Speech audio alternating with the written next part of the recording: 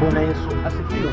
Tumishi popote ulipo unapomtazama, kuna neno moja nataka nikwambie juu ya changamoto ambazo unapita. Unajua ukiwa katika changamoto ya aina yoyote, ni muda wewe wa kumwita Mungu, sio kumkimbia Mungu wala kumlaumu Mungu.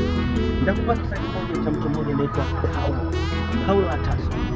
Paulo alikuwa na mwenzake Sila, alifungwa gerezani kwa ajili ya kuhubiri Injili.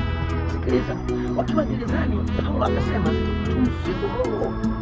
Angalia, Paulo anapata ujasiri wa kumsifu Mungu akiwa mikono yake imefungwa kando. Sikiliza nikwambie, wakaanza kumsifu Mungu.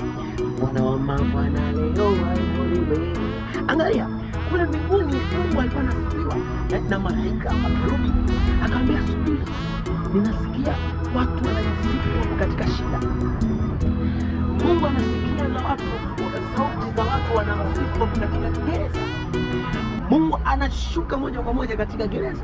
Sikiliza nikwambie, angalia Mungu aliposhuka katika gereza, milango na misingi ya gereza yote katika, kwa sababu Mungu ameitwa katika shida. Katikati ya shida Mungu amesifiwa, katikati ya magonjwa Mungu amesifiwa.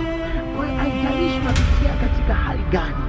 Paulo na Sila, minyororo yao ikafunguka, milango ya gereza ikafunguka, utukufu wa Bwana ukawa juu ya gereza.